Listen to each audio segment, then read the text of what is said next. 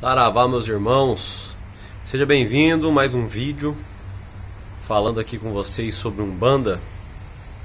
Como está escrito no título, né? Vamos padronizar Umbanda. Estão querendo padronizar Umbanda. Eu vou falar o que eu penso sobre isso, o que eu acho.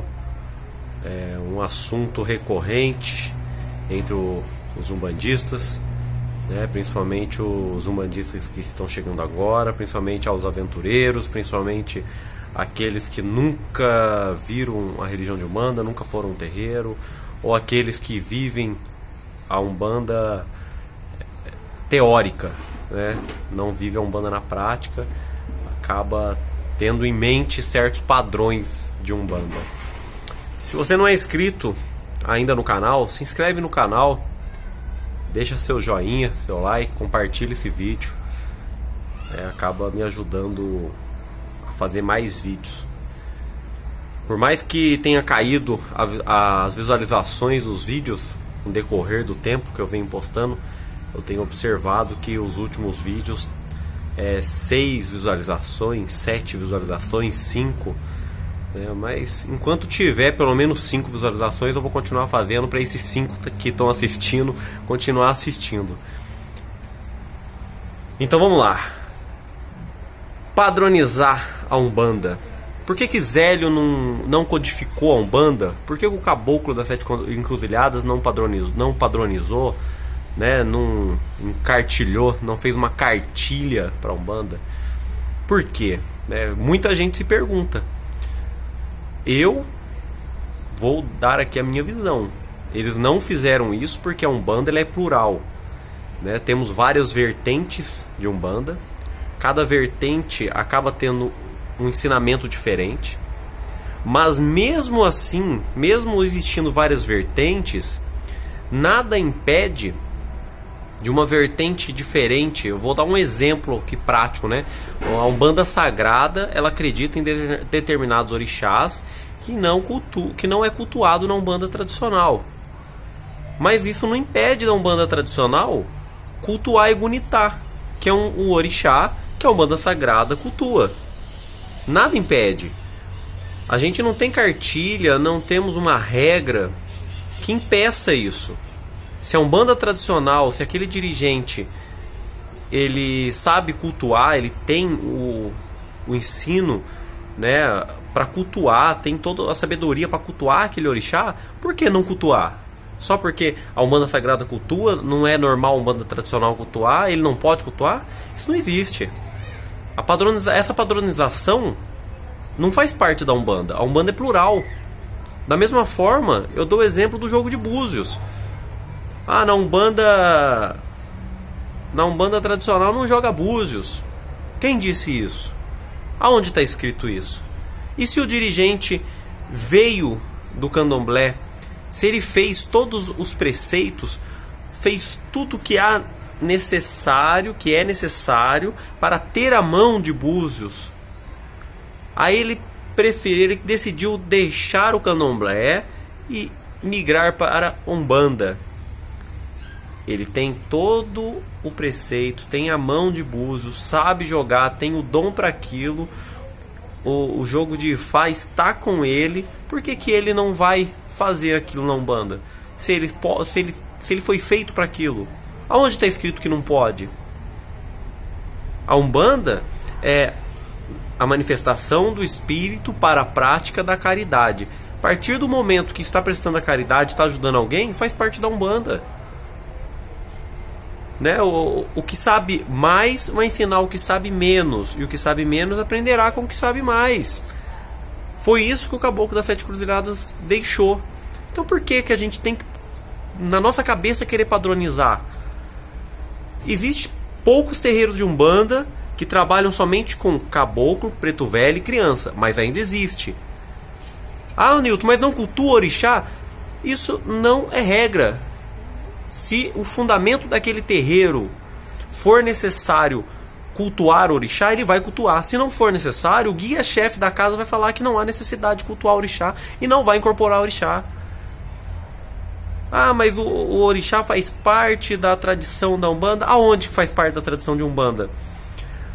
Pai Zélio trabalhava com orixá malé, mas o orixá malé não se denominava orixá. O tradicional orixá que hoje a gente conhece dentro da religião de Umbanda é africano. É africano.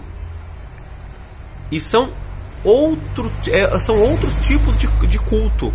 O orixá africano tem toda uma lenda em cima daquilo, lendas iorubá, tem histórias que eles viveram em terra.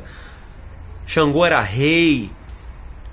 Na Umbanda, os orixás são energias sagradas, são fragmentos da energia do divino. O orixá malé se denominava como um espírito de alto grau hierárquico nas esferas superiores. Então ele se denominava orixá, ele teve vida na terra. Orixá malé que trabalhou com Zélio, ele teve vida na terra, ele era um beduíno. Ele conta a história dele.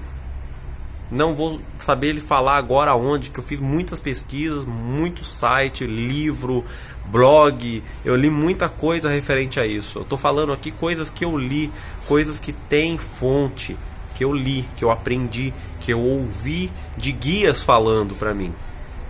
Então, se uma casa não incorpora orixá, mas por que não incorpora orixá lá? Pergunta pro chefe da casa.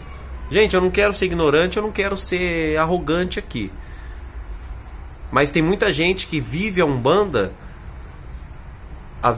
vive a Umbanda teórica. Meu, larga a teoria e vai viver a prática. Não adianta perguntar 10 vezes a mesma coisa até você ouvir o que você quer. Não vai resolver nada, você não vai aprender nada com isso. Pergunta pra mim, pergunta pro outro, pergunta pra outro, pergunta pra outro. A mesma pergunta. Não vai resolver, não vai tirar a sua dúvida. E muitas vezes você escuta sempre a mesma coisa, e continua perguntando. Se o terreiro não incorpora orixá, é porque não há necessidade da incorporação de orixá naquele terreiro. Se o terreiro não cultua orixá, é porque não há necessidade de cultuar orixá naquele terreiro. Não é eu, nem você, nem ninguém que vai falar o porquê. É o guia-chefe daquela casa que vai falar o porquê que não cultua orixá. Existe casa que não tem gira aberta de Exu. Mas por que não tem gira aberta de Exu? Pergunta pro guia-chefe daquela casa. Ele sabe a real necessidade. Umbanda tradicional, Umbanda sagrada, qualquer outra vertente, Umbanda do Caboclo Mirim, qualquer outra vertente. Agora eu vou dar o exemplo da Umbanda do Caboclo Mirim. Vamos dizer que você conhece 3 terreiros de Umbanda que seguem essa vertente do Caboclo Mirim. Os 3 terreiros vão ter dirigentes diferentes. Cada terreiro, cada dirigente vai tocar a Umbanda do Caboclo Mirim de uma forma diferente. Não adianta querer achar, ou porque você quer que os 3 terreiros sejam iguais, porque são da mesma vertente, que não vai ser. Porque cada terreiro vai ter uma necessidade diferente. Vai ter terreiro que vai trabalhar mais para cura, vai ter terreiro que vai trabalhar mais para desobsessão, vai ter terreiro que vai trabalhar mais para ajuda financeira, para autoestima das pessoas. Cada terreiro, a espiritualidade prepara para um tipo de trabalho diferente. Não somos nós encarnados que vamos colocar regrar. O ateu, ele se torna ateu porque ele quer saber demais certos assuntos. Se você ficar martelando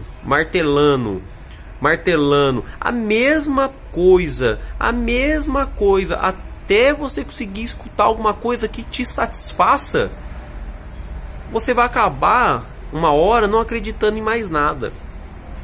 O ateu, ele pega a Bíblia, ele sabe a Bíblia de cor, sabe por quê? Porque ele já leu a Bíblia de cor salteado, de frente para trás, de trás para frente, ele já leu tudo. Então por isso que ele se tornou ateu. Porque ele quis entender demais certas histórias que não tem explicação. Tem muita coisa na Umbanda que são mistérios. São mistérios das entidades, são mistérios dos orixás. São mistérios que quando um dia você tiver oportunidade e merecimento para isso, tal entidade vai te contar, vai te falar, vai te explicar o porquê de certas coisas. Mesmo assim vai sobrar um pouquinho que ele vai guardar, ele não vai falar tudo. Tem coisas que nós não temos nem o porquê de querer saber. Quem sabe um dia, quando a gente desencarnar, eu aprendi isso com o Exu que trabalha comigo. Teve uma época eu queria saber demais as coisas demais, porque tinha certas coisas que eu ficava martelando. Ele veio em sonho, em desdobramento, me puxou e falou pra mim, olhou pra minha cara e falou pra mim. Em desdobramento, eu lembro isso perfeitamente até hoje. Vai ter coisas que você vai saber na hora certa, de acordo com o seu merecimento. Vai ter coisas que quando você desencarnar e estiver pro lado de cá, você não vai ter necessidade de saber. Vai continuar sendo um mistério, porque a sua evolução não depende disso. Vai procurar o que fazer, em vez de ficar procurando certas coisas que não tem necessidade de você saber. Fiquei meio, né? Não foi exatamente com essas palavras, porque tem hora que ele não é muito carinhoso, mas só que nas horas necessárias. E eu agradeço ele por ser assim comigo, porque se ele não fosse assim comigo, eu estava perdido na vida. Foi uma entidade que me ajudou muito, me tirou dos caminhos errados, me ajudou muito a caminhar corretamente e fazer as coisas certas na vida, porque ele gosta do certo pelo certo. Então é assim que eu aprendi a viver. Então, gente, desculpa pelo barulho aí, é gente parando o carro na frente, acelerando. Então é isso, gente. Vamos parar de querer padronizar a Umbanda. A Umbanda não existe padrão, não existe padrão. Vai ter terreiro que não vai incorporar orixá, vai ter terreiro que não vai incorporar orixá. A Umbanda que Zélio trouxe não incorporava orixá. Ah, mas ele incorporava orixá malé. Orixá malé não era orixá africano, não era Yorubá. Ele era um espírito desencarnado que evoluiu, ganhou alto grau de evolução hierárquico e teve a permissão de vir para a Terra trabalhar com Zélio para ajudar a trazer a Umbanda. Tanto que a Umbanda do Caboclo Mirim, quem ajudou a trazer foi Orixá Malé. Tem uma outra história aí que agora eu não vou me alongar nisso, porque é uma história um pouco longa e o vídeo já está ficando muito longo. Tá certo, minha gente? Vamos parar de querer padronizar a Umbanda, para de martelar, de bater na mesma tecla. Vamos viver a Umbanda fora dos cadernos, dos livros, da internet. Leitura ajuda muito, mas tem hora que atrapalha. Então vamos viver a Umbanda dentro do terreiro, certo? Tem muito pai de santo aí de internet, muito youtuber que fala o que você quer. Se você não gosta do que eu tô falando aqui também, sinto muito, né? Eu tô aqui para trazer um pouco do conhecimento que eu tenho. Eu não tô aqui para agradar e passar a mão na cabeça de ninguém. Ainda eu tô tendo 5, 6 visualizações, então provavelmente tem 5 ou 6 pessoas aí dos 106 inscritos que eu tenho. Tem 5 ou 6 pessoas que ainda gostam de assistir meus vídeos. Enquanto tiver uma pessoa assistindo meus vídeos, eu vou estar aqui gravando para vocês, certo? Não esquece de deixar o like, compartilhar esse vídeo com alguém aí que tem essa dúvida, que pensa desse jeito. E se não é inscrito, se inscreve, tá certo? Saravá para todos, axé, e até o próximo vídeo.